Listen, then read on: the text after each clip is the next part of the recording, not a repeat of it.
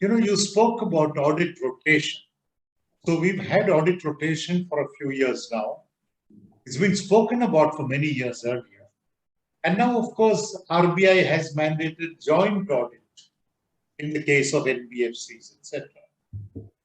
Now, joint audit necessarily means that smaller firms will come in as the second auditors, and maybe they will graduate to being the lead auditors over time. How do you address the question of capacity building of smaller audit firms? It's a serious issue. In fact, I have an extreme solution which the profession will not accept. And I'm on to the fundamental question as to when professions have become business. Why should we not have funding into CA firms?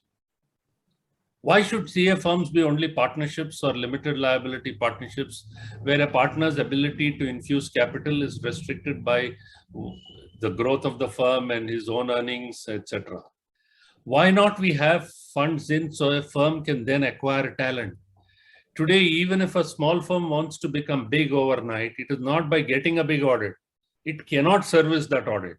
It is by having enough financial muscle to be able to attract talent and pay that talent, which when we talk of large firms, they have been doing it over 100 years, or they have affiliations with networks which have deep pockets, or where the investments happen somewhere and they're able to benefit.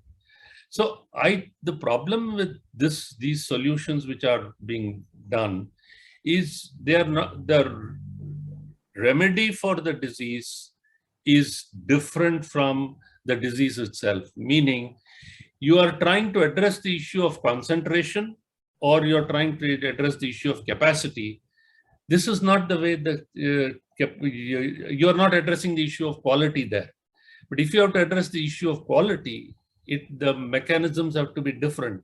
Capacity can only be built, if you want, in today's age, in an inorganic manner.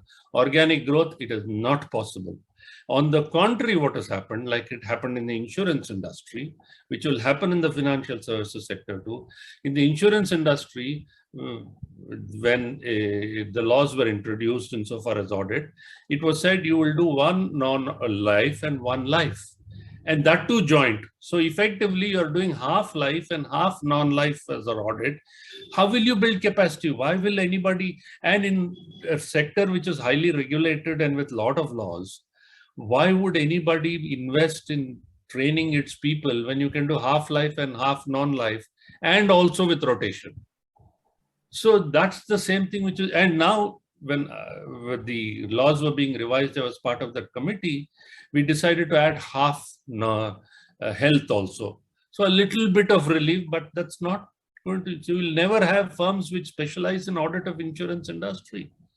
You will have the same situation in financial services. So why would anybody want to invest in, with the high riskiness of audit? You would rather be a consultant in financial services industry rather than be an auditor.